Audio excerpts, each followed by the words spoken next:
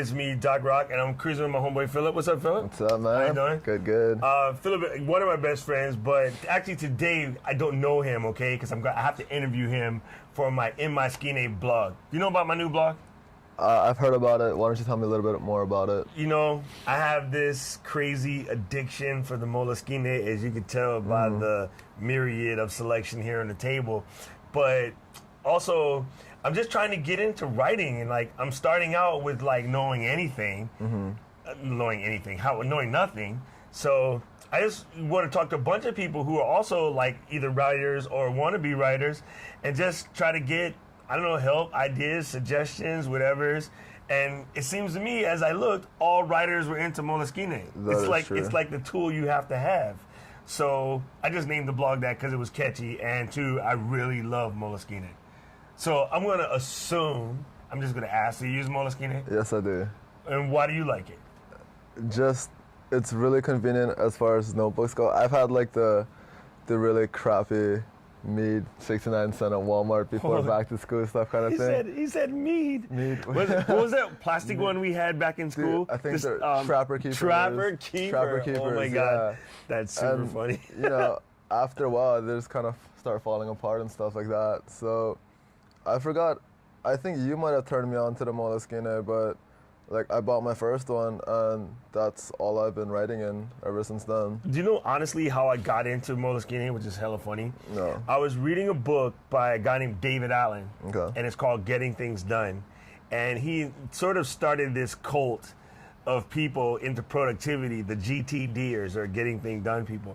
And he talks about having what's known as the ubiquitous capture tool. This guy right here is mine. Actually, I have two things strapped together.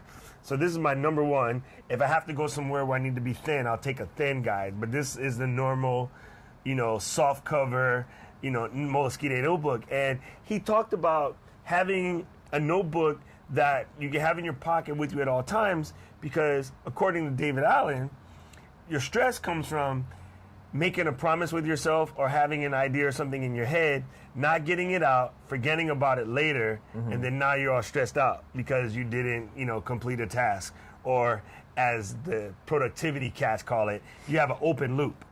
Okay. So I went looking for notebooks. So I strolled into Borders, and all the notebooks they had in there were designed for girls. And I get that because traditionally the diary thing, it was kind of a girl thing, you know? And then I was like, well, what does a guy do when he needs a notebook? And I remembered these blank memorandum notebooks we had in the military, which look exactly like this, except for they're brown. And it just said memorandum, but they were made for the U.S. government by a company called Moleskine. And that company basically had disappeared, so the government was just kind of faking it. So I left Borders, ran into Barnes & Noble. And I saw the sign, and it said Moleskine. And I was like, wait a minute. I remember that from, you know, basic training. So I went looking for it, and they had the brown ones, but then they had the traditional black ones. So I bought my first one, which is about 20 of these ago. And it looks exactly like this. And inside, there was a little pamphlet that said Ernest Hemingway used it to write his books. A guy named, what is his name? Oh, my God. Blank. Brain Charles Dickens. Charles Dickens, a bunch of other famous writers wrote books using these guys. So I'm like, okay, well, if they did it, must be good enough. Hey, right? According to Stephen Covey, right? You gotta, you know, model already effective people. So I bought it. I fell in love with it, and then as I did some research online, I found out a lot of people were using it. You know, so I've been recommending them to people. But outside of just the fact that it's always with you, but is there anything specifically about it that you like in comparison to regular notebooks?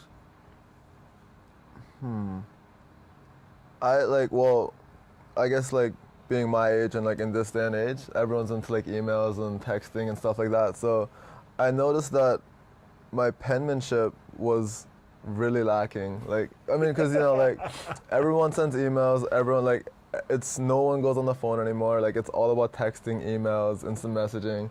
And so when I would actually have to write things, my handwriting was horrible. So I got into the habit of trying to write stuff down. And I guess I actually ended up going to Fisher and buying some of the cheap notebooks. And just all the pages started falling out. It was really crazy. So I bought my first Moleskine, and just, I don't know, just the way it's made, like the real small details and stuff, it just makes it like a really solid notebook. And I take it around pretty much everywhere I go just to jot ideas down, and everyone trips out because no one's into writing stuff anymore. This is true. Everyone's like, hey, where's your computer? The funny thing is, I am a computer dude. I have the computer, the iPhone, the iPad, you know, and all these other things with me, but the Moleskine, when it's time to get to it, I think it's sort of, it's going to sound super stupid. It's kind of spiritual to write in there, like you're letting out your creative juice. Let me show the people, in case you don't know, Philip is talking about. First of all, there's the fancy little rubber band. The rubber band is cool. Second, here's a neat little pocket. I store like receipts in there in case I need to, you know, write something off or get a reimbursement. Here's a receipt for doctor visits because I need to send that to the health insurance company. So I like this little pocket in the back. It comes in handy. I've actually stored credit cards and a little cash in here and just use it as a wallet. One of the famous characteristics is this little marker place thing, which is just a ribbon that, you know, you can place in, but it's just nice. I mean, you can get in there, you can write your stuff. I like the ones with little boxes because you can use the grids to help, you know, draw lines and things. But yeah, I like having it with me. One thing I did notice is, as I was doing research online, there was a lot of talk about what's the proper pen to write in a Moleskine. And the most common answer I found online was a G2. That's really strange because that's the only pen that I use. Really? Yeah. It seems everyone says this guy is the perfect partner with your Moleskine. I have a problem with G2s. What is the problem? It's a G2. I have a Mont Blanc, right? I like to write with my Mont Blanc. But as it turns out, the natural cartridge for a Mont Blanc, the fine liner rollerball, is a little too heavy for this. The G2 does flow perfectly across the pages. For some reason, it just matches Moleskine paper. So what I've found is there's a way to modify the G2 cartridge to work in the Mont Blanc. And so, as stupid as it sounds, I put the ghetto-ass 89-cent G2 cartridge in a $400 Mont Blanc, and I use it as my pen of choice. Interesting. And the new thing that I recently found, this is a Sharpie liquid pencil. I like to write in pencil. What's neat about this guy is a couple of days later, it turns permanent like a regular Sharpie. Okay. So, but it flows like a pencil. It's erasable, and this is another good compliment. On the table, I put out some more things I want to show off people. This is the Moleskine calendar. So when you become like addicted to them, it has a little number. You put 10 and a 10 because it's October now. And then when you're done with October, you place him in his section on the book here, and then you pull out the next one, which is 11. Interesting. Right? And then when you're done for that year, if you want to keep all your little, appointments on hand, you have a little nice box like this. Throw him on the desk. Oh, table's glass. You throw him on the desk, and you get to keep it. But I thought this was a really nice little setup. And when you buy one, you get a little thing here that tells you all about the Moleskine. Basically, an Italian company revamped the historical Moleskines, and that's what we have today. And there's no moleskin involved. It's actually Moleskine because that's just the way it's pronounced in Italian. But I just saw a video recently. The company gave up on trying to teach us how to say it, so they say it however you want to say it. So do you say moleskin, moleskine, moleskine, or moleskina? I used to say moleskin, and then I've since then switched over to because Moleskine. Some big jackass keeps yelling at you. Yeah. Oops. about yay tall with no hair. Another cool thing that they recently come out with is these, they call passion journals. This one is a wine journal, and here's an open version. I'm actually going to use it for sake because I prefer sake over wine, but it's neat how they tab it out, the little sections based on sparkling white, rosé red, and if you look at one of the pages, it gives you the opportunity to say what type of wine it is, what you liked about it, what you paired with it, little notes, and a place to stick the label. So I thought that was kind of cool. It's really, really neat. So what do you write mostly in your Moleskine, Philip? Just everything. Can you tell people? Yeah, Is it safe? No, Okay. it's. Like, Are you like, I hope it's. are you like I hope it's. rating the girls like, oh, she was a 10. Mary was like a 5, she looked like a 10, but her brain, -5. It's strictly PG. It's PG? Yeah, kind of.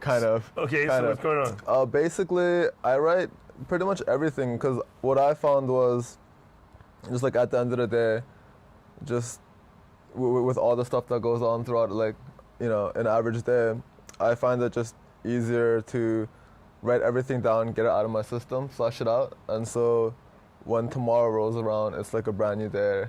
And so I do a little bit of that. I write drafts for my blog, pretty much. So like I'll have like certain blog topics I want to blog about, and what I'll do is I'll reserve like a few pages for that topic, and I'll just jot notes down as they come along to me. So I just have pages of like unfinished blog posts, but like for some reason, I just keep getting more ideas, and I'll just like go back to it and just keep writing. It's a great place to get an idea out of your head while it's fresh. Yeah. It's fresh. So anyway, that's a quick look at inmyskine.com. Don't forget, check us out again. We'll have another video coming soon. I want to talk to you in the next video about free writing and like how to do it. I'll explain how I do it. I'll let Philip explain how he does it, and we'll get onto that. So again, it's inmyskine.com. Thank you for watching. I'm Doc Rock. Who are you? Philip. How does anybody find you if they want to be your friend? Facebook.com/Mr. Han, MISTERHAN. That's like the dude from the Bruce Lee movies. Dude, I wasn't even born, man. Oh my God, Enter the Dragon, son. He was the villain in the Bruce Lee movies. Born. Yo, that was the guy. You know the Bruce Lee poster where he's all cut up? That Mr. Han did that. He cut his ass up. You cut Bruce Lee, dude. No, dude. You should be shot. I'm so sorry, Bruce Lee. All right. Aloha. Later. Thanks.